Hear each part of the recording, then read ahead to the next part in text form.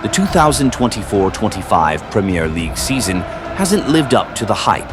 That, in part, explains why English clubs haven't drawn much attention this time around. Liverpool clinched the title in dominant fashion, with a crushing 5-1 win over Tottenham on matchday 34. The trophy was locked in at Anfield with 82 points, an uncatchable 15-point lead over second-place Arsenal, even with 3 games to spare.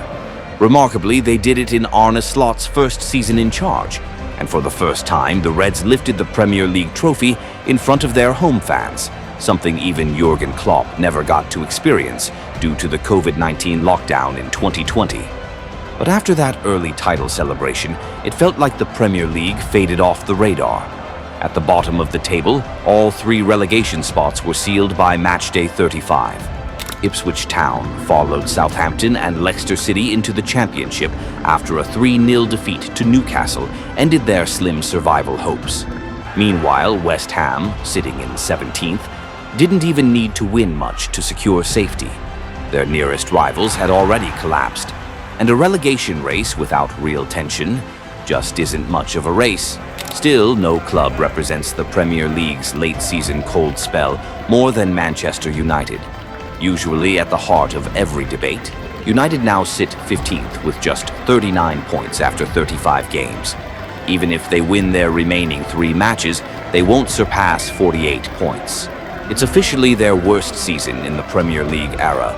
They've lost 16 times, scored too little, conceded too much, and have played like a never-ending sad playlist from August to May. Most painfully, they now have nothing left to fight for except a fresh start next season. Only one battle still holds some intrigue, the race for the top 5. Thanks to England topping UEFA's coefficient rankings this season, the Premier League gets 5 Champions League spots.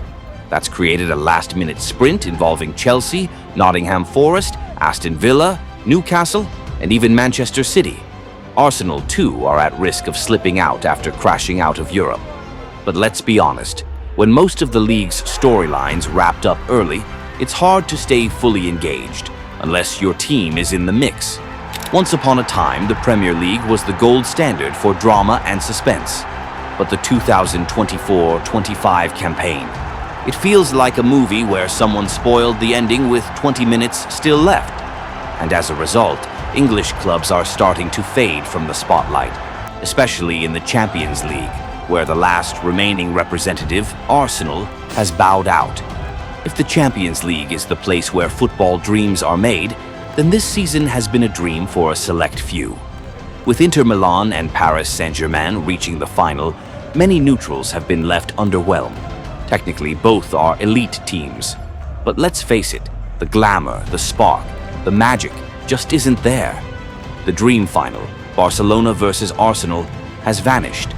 Barcelona, with young stars like Lamine Yamal, Pedri, and Rafinha, have become one of Europe's hottest teams. Back in April, all 3 were in the top Ballon d'Or projections, according to Score 90. Their 7-6 semi-final loss to Inter was a genuine shock. Arsenal, meanwhile, were the last hope for Premier League pride. They humiliated Real Madrid 5-1 on aggregate in the quarter-finals, only to collapse against PSG in the semis. All tactical plans, all romantic hopes of lifting the trophy for the first time, evaporated. So now, with no English or Spanish sides left, we're heading into a Champions League final that's left neutral fans asking, who do we even root for? Compared to a Barca-Arsenal showdown, Inter versus Paris Saint-Germain just doesn't hit the same. Sure, PSG have been electric this season. They took down all the English giants, Liverpool, City, Arsenal, Aston Villa, eliminating 3 of them along the way. With Kvaratskhelia, Dembélé, and a rock-solid Donnarumma, this PSG side is tactically sharp. But without Mbappé, Neymar, or Messi, the wow factor is gone. The viral stardust just isn't there anymore. Inter, on the other hand, are a different breed. Disciplined, efficient, ruthless. This is their second final in 3 years. They've beaten Bayern, they've stunned Barcelona. But because they come from Serie A and lack global icons, they're often underestimated. Their biggest name? Lautaro Martinez. A top striker, no doubt, but not a global megastar. Inter are a serious team in a football world obsessed with flair and flash. From a tactical standpoint, this might be one of the most fascinating finals of the decade. But when it comes to media buzz and global pull, many are joking that the Europa League final between Manchester United and Tottenham might actually draw more views. Yes, both English teams are struggling, but they still bring with them massive global fan bases and an emotional pull that's hard to resist. The sheer unpredictability, the raw desperation, it's intoxicating. And at a time when football often feels overly polished, a clash of two wounded giants can be strangely compelling. There was a time when Manchester United fans believed the 2024-25 season was the darkest chapter in the club's history. A campaign riddled with disappointment from every direction, a dismal Premier League run, gut-wrenching defeats to direct rivals, and performances so lifeless you'd wonder if the fighting spirit of the Red Devils had vanished altogether. Old Trafford felt more vulnerable than ever. Tears fell in the stands. Criticism rained down on the board, the manager, and the players. One image went viral across social media. A young boy burying his face in his hands, crying as United trailed Lyon by 2 goals. It became a symbol of shared despair among millions of loyal supporters. But then, just when it seemed like all hope was lost, United woke up. Not with empty promises, but with performances that demanded attention. Like a dormant instinct suddenly reawakened, Ruben Amorim's side began to rise. Their revival reached its peak under the bright lights of European nights, where Manchester United added new chapters to their legacy of comebacks. A wild 5-4 victory over Lyon that felt like something out of a movie. A 7-1 demolition of Athletic Bilbao over 2 legs that stunned the continent and sent them marching into the Europa League final. Suddenly, names once written off were being spoken with pride.